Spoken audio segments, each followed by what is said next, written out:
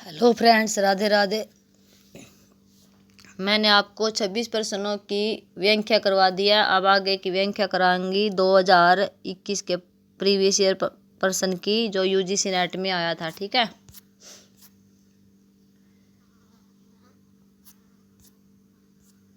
ये देखो, प्रश्न तो पहले करवा दिए थे। 26 प्रश्नों की व्याख्या दी थी मैंने आपको।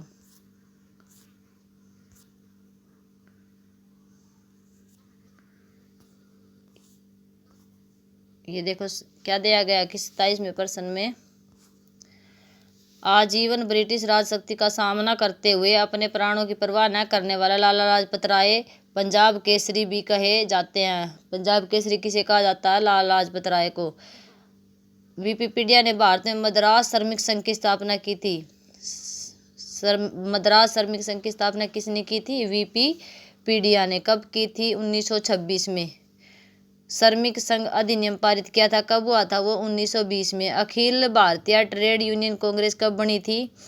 ये भी 1920 में ही बनी थी। इसको क्या गया? AITUC का नाम दिया गया। 64 श्रमिक संघ शामिल हो गए थे। MN Joshi, Lala Lajpat Rai, Joseph Baptista के प्रयत्नों से 1920 में स्थापित अखिल भारतीय ट्रेड यूनियन कांग्रेस पर वामपंथियों का प्रभाव बढ़ने लगा। एटक AITUC के प्रथम अध्यक्ष लाला लाजपत राय थे। यह सम्मेलन 1920 में बम्बई में हुआ था। इसके उपाध्यक्ष जोसेफ बैप्टिस्टा और महामंत्री दीवान चमनलाल थे। आगे क्या है कि वैदिक साहित्य और प्रारंभिक धर्मसूत्रों में दी गई जानकारी के बाद भी हम राज्य की कोई निश्चित परिभाषा नहीं दे सकते। इसका कारण यह है कि समय तक राज्य संस्था को ठोस आधार नहीं मिल सका था। उत्तरी भारत में विशाल राजतंत्रों की स्थापना के साथ ही राज्य के स्वरूप का निर्धारण किया गया। सर्वप्रथम कौटिल्य द्वारा रचित अर्थशास्त्र में ही राज्य की सही परिभाषा प्राप्त होती है। यह राज्य को एक सजीव एकात्मक शासन संस्था के रूप में मान्यता प्रदान करता है। उसे 7 प्रकृतियों और अंगों में निरूपित किया गया। किस में पाया गया? युग कौटिल्य के अर्थशास्त्र में ये बात लिखी गई है कि राजा के कितने अंग होते हैं? 7। कौन से? स्वामी यानी कि शासक, अमात्य यानी मंत्री, जनपद यानी जनसंख्या, दुर्ग यानी फोर्टिफाइड कैपिटल, कोष यानी खजाना, दंड क्या होता है? सेना, मित्र, सहयोगी। आरंभिक भारतीय राष्ट्रवादी जैसे दादा भाई नौरोजी, MG रानाडे, RC दत्त ने ब्रिटेन से भारतीय पूंजीवाद औद्योगिकरण की अपेक्षा रखी थी। कौन कौन थे वे?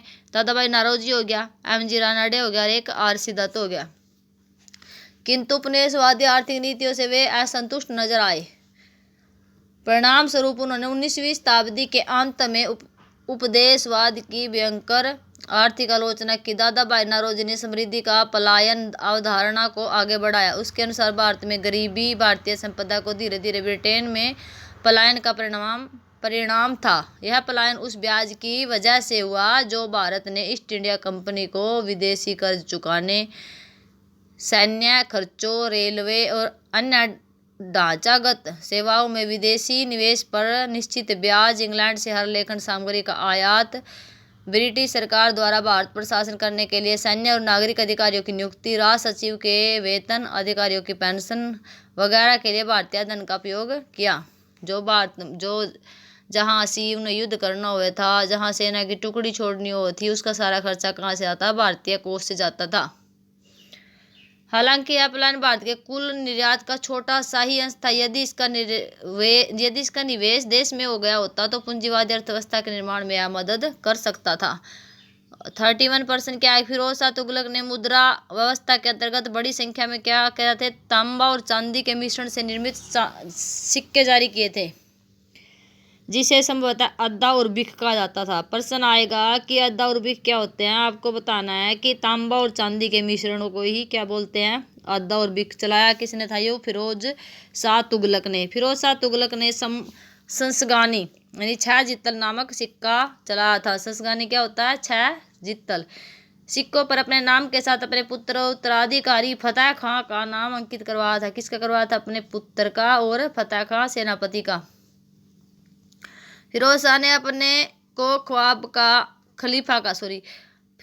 अपने को खलीफा का नाइब पुकारा और सिक्कों पर खलीफा का नाम अंकित करवाया। फिरोज शाह तुगलक का शासन कल्याणकारी, निरंकुशता पर आधारित था। वह प्रथम सुल्तान था जिसने विजयों और युद्धों की तुलना में अपनी प्रजा की भौतिक उन्नति को श्रेष्ठ स्थान दिया, शासक के कर्तव्य को विस्तृत किया और इस्लाम धर्म के राज्य शासन का आधार बनाया। हेनरी एलियट और एल्फिंस्टन ने फिरोज शाह तुगलक को सल्तनत युग का अकबर कहा है। कई बार यह प्रश्न आ जाता है कि फिरोज शाह तुगलक को अकबर नाम देने वाला कौन सा इतिहासकार था, उसका नाम क्या है? हेनरी एलियट और एल्फिंस्टन। या ये भी प्रश्न आ सकता है कि हेनरी एलियट और एल्फिंस्टन ने फिरोज शाह तुगलक को किस नाम से पुकारा? किसके नाम से पुकारा? सल्तनत युग का अकबर। फिरोज शाह तुगलक की सफलताओं का श्रेय उसके प्रधानमंत्री खान ए जहां मकबूल को दिया जाता है। 1962 ईस्वी के भारत चीन युद्ध में भारतीय कम्युनिस्ट पार्टी की एक शाखा चीनी आक्रमण के विरुद्ध भारत सरकार आजीवन ब्रिटिश राजशक्ति का सामना करते हुए अपने प्राणों की परवाह न करने वाले लाला लाजपत राय, ये तो वही प्रश्न आ गया भाई, सॉरी भाई, ये वही प्रश्न आ गई है। भारत चीन संघर्ष का असर विपक्षी दलों पर भी हुआ। इस युद्ध और चीन सोवियत संघ के बढ़ते मतभेद से भारतीय कम्युनिस्ट पार्टी को क्या कहा जाता? भाकपा। ठीक है, कई बार भाकपा लिखा जाएगा, उसका नाम होगा भारतीय कम्युनिस्ट पार्टी। सोवियत संघ का पक्षधर खेमा भाकपा में ही रहा। उसने कांग्रेस के साथ नज़दीकियां बढ़ाई। यह खेमा कांग्रेस के लिए चीन का पक्षधर रहा। खेमा कांग्रेस के साथ किसी भी तरह की नज़दीकियों के खिलाफ था। भारतीय कम्युनिस्ट पार्टी 1964 में टूट गई। इस पार्टी के भीतर जो खेमा चीन का पक्षधर था, उसने मार्क्सवादी भारतीय कम्युनिस्ट पार्टी CPIAM माकपा बनाई। चीन युद्ध के क्रम में माकपा ने के कई नेताओं को चीन का पक्ष लेने के आरोप में गिरफ्तार किया। चीन के साथ युद्ध में भारत के नेताओं को पूर्वोत्तरों की डामाडोल स्थिति के लिए संचेत किया। यह इलाका अत्यंत पिछड़ी दशा में था। ठीक है, इसमें कौन से थे? चीन युद्ध के तुरंत बाद इलाके को नई तरतीब में डालने की कोशिश शुरू की गई। नागालैंड को प्रांत का दर्जा दिया गया और मणिपुर, त्रिपुरा आदि हालांकि केंद्र शासित प्रदेश थे। ये प्रश्न बनता है कि भारत का सबसे पहला प्रांत का दर्जा किसे दिया गया था? नागालैंड को दिया गया था। ये प्रश्न आया था एक बार। अपनी विधानसभा के निर्वाचन का अधिकार दिया। उसके बाद गुरु अमरदास ने सिखों के लिए प्रथम प्रतीक तीर्थ केंद्र की स्थापना की, जिसमें स्नान करने के लिए पानी तक पहुंचने के लिए 84 सीढ़ियां वाले कुएं, जो सिखों के लिए पवित्र स्थल हो गए, का निर्माण गोइंदवाल साहिब में करवाया। ठीक है, कहाँ करवाया? यू गोइंदवाल साहिब, अमृतसर में आई है। ठीक है, मध्यकालीन भारतीय समाज सामंतवादी समाज होने के कारण अनेक सामाजिक बुराइयों से ग्रस्त था। उस समय जाति प्रथा, ऊंच नीच, कन्या हत्या, सती प्रथा जैसी अनेक बुराइयां समाज में प्रचलित थी। वे बुराइयां समाज के स्वस्थ विकास में अवरोध बनकर खड़ी थी। ऐसी कठिन समय में गुरु अमरदास जी ने इस सामाजिक कुरीतियों के विरुद्ध बड़ा प्रभावशाली आंदोलन चलाया था। ठीक है, तो गुरु जी ने लंगर प्रथा को और सशक्त बना दिया।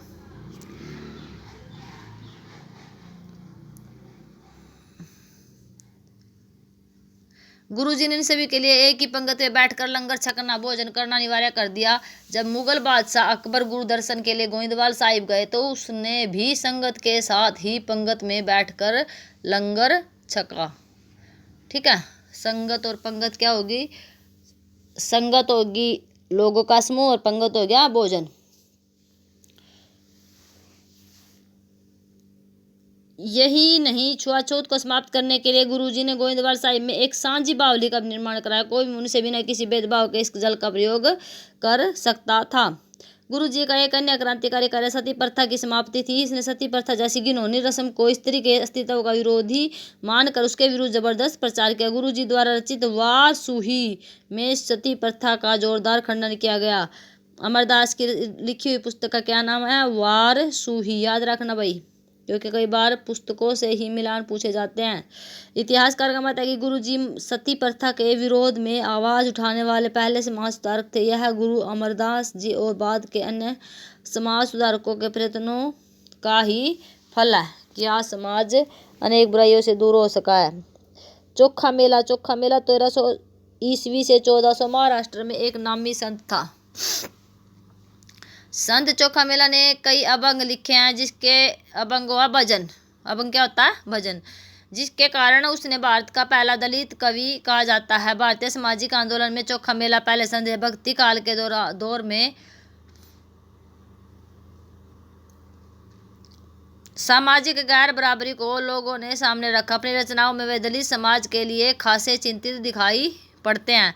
चोखा मेला के मन में बचपन से ईश्वर भक्ति और संतों जैसे जीवन की इच्छा थी। विट्ठल दर्शनों के लिए वे प्रायः पंढरपुर जाते रहते थे, यानी कि उनका गुरु कौन था? विट्ठल।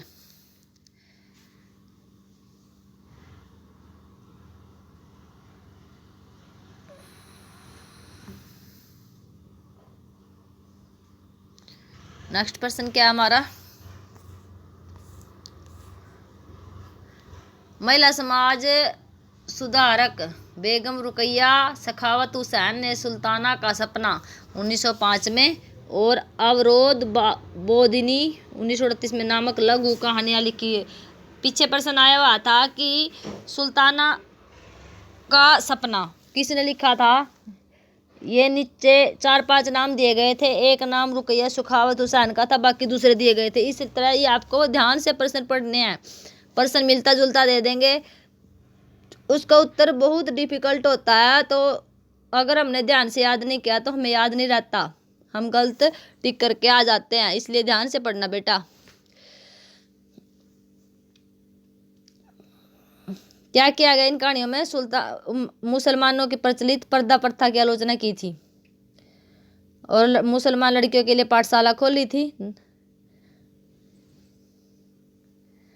उसके बाद 1232 के ग्वालियर अभियान की स्मृति में एक स्मारकीय सिक्का जारी किया गया था। उस पर क्या था? इल्तुतमिश का तो नाम था ही, उसके साथ ही उसकी बेटी रजिया सुल्तान का भी नाम उस पर लिखा गया था। वह पहली बार ऐसी मुस्लिम महिला थी जिसका नाम सिक्कों पर लिखवाया था उसके पिताजी ने। ठीक है। इल्तुतमिश के सबसे बड़े पुत्र नसरुद्दीन मोहम्मद थे, जो अपने पिता के प्रतिनिधि के रूप में बंगाल पर शासन कर रहे थे। 1229 ईस्वी में उनकी मृत्यु हो गई। सुल्तान के शेष जीवित पुत्र शासन कार्य में किसी प्रकार से भी योग्य नहीं थे, इसलिए उसने अपनी बेटी रजिया को ही उत्तराधिकारी नियुक्त किया था।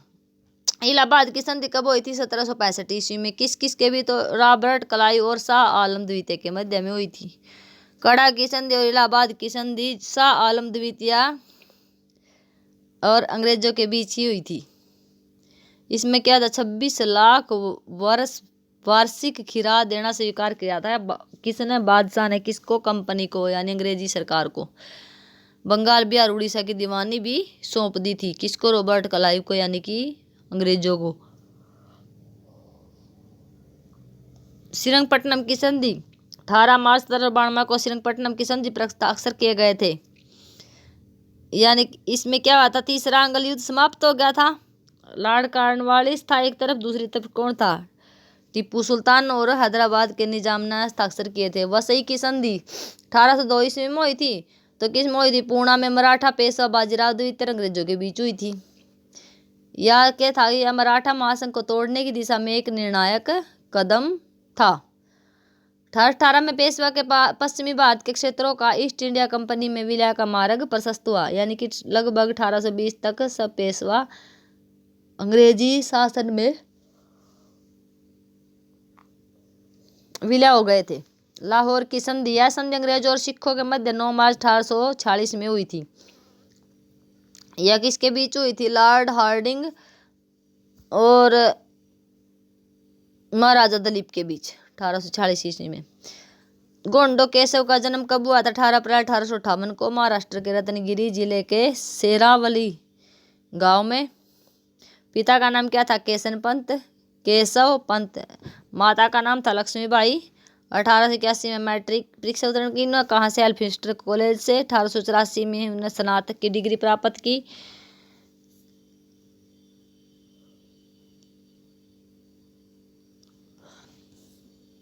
आगे देखो।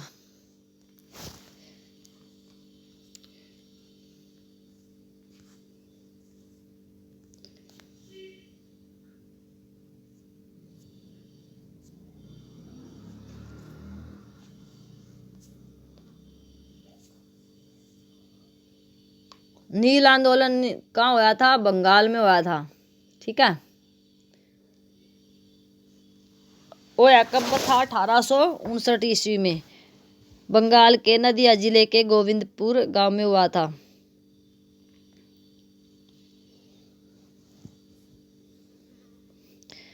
यह आंदोलन कहाँ फैला था? नदिया, पावना, खुलना, डाका, मालदा, दिनाजपुर आदि स्थानों पर फैला था। 1860 ईस्वी में क्या करा था? दीनबंधु मित्र ने अपनी पुस्तक नील दर्पण में इसका प्रयोग किया था, यानी कि इसके बारे में लिखा था।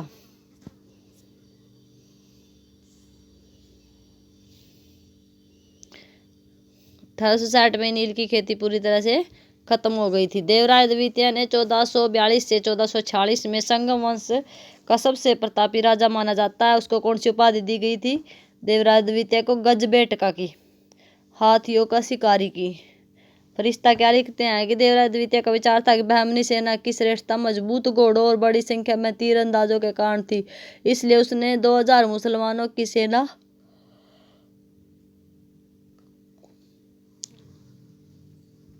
को नौकरी पर रखकर जहांगीर भी दी। ठीक है, सभी हिंदू सैनिकों और सैनिक अधिकारियों को उनके तीरंदाजी सीखने का भी आदेश दिया। तो उसमें तीरंदाजी में कितने कुशल सैनिक थे? 60,000 हिंदू थे, 80,000 घुड़सवार थे और 2 लाख पैदल सैनिक एकत्र हुए। लाजा होम क्या है? पानी ग्रहण के पश्चात वधु और वर पूर्व की ओर मुंह करके खड़े हो जाते हैं। फिर वधु अपने बाइक से खील लेकर अग्निकुंड में डालते हुए स्वयं को पति के कुल से जोड़ने के लिए देवताओं से प्रार्थना करती है, जैसे कि हम फेरे वगैरह लेते हैं हिंदुओं में ये रीति रिवाज। ठीक है, उसको लाजा होम कहते हैं। उत्तर वैदिक युग में सभा और समिति के अधिकारों में पर्याप्त वृद्धि। अर्थवेद में सभा और समिति प्रजापति की 2 पुत्रियां कहा जाता है।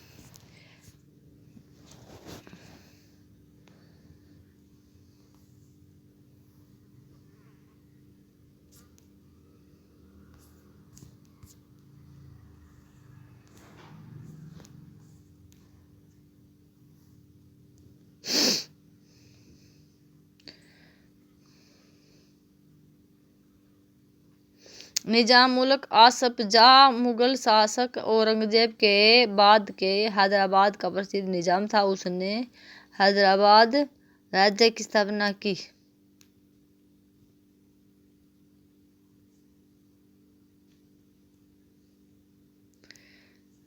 आगे क्या देर क्या? 1724 ईस्वी में हैदराबाद राज्य की स्थापना की। 1748 में मृत्युपत तक शासन किया। औरंगजेब ने उसे लीच खां फरुखशियर ने निजाम मुल्क 1713, महमूद शाह के आसफ शाह 1725 ईस्वी में उपाधियां प्रदान की।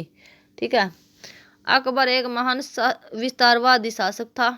उसका शासन कहाँ तक था? पूर्व में बंगाल की खाड़ी से लेकर पश्चिम में कंधार तक, उत्तर में कश्मीर से लेकर दक्षिण में नर्मदा नदी तक था। वास्तव में उसका साम्राज्य अलाउद्दीन खिलजी के साम्राज्य के बराबर था। उसने साम्राज्य के अंतर्गत अनेक हिंदू सरदारों को शामिल किया। अकबर की प्रमुख विजय कौन सी थी? 573 ईस्वी में गुजरात विजय। खान ने आजम मिर्जा को गुजरात के सूबादार के रूप में नियुक्त किया। कौन सी थी?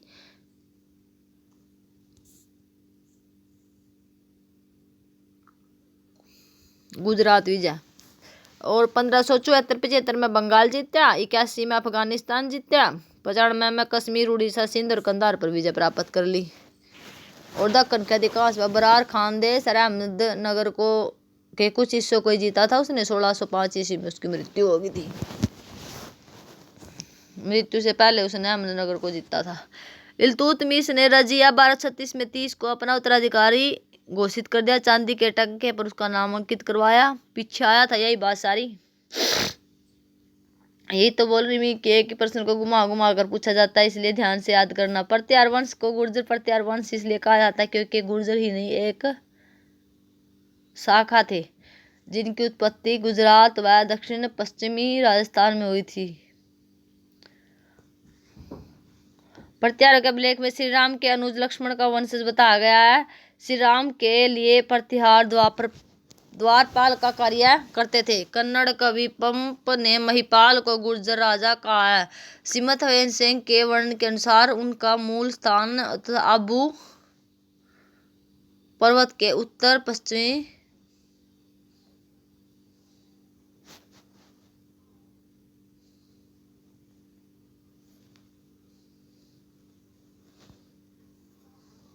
गुर्जर प्रतिहार वंश के शासक कौन थे? नागभट्ट प्रथम कब तक 730 तक 56 तक, वत्सराज 83 से 783 795 तक, नागभट्ट द्वितीय 795 से 833 तक, मिहिर भोज प्रथम 800 से 889 तक, महेंद्रपाल 890 से 1910 तक, महिपाल 1914 से 1944 तक।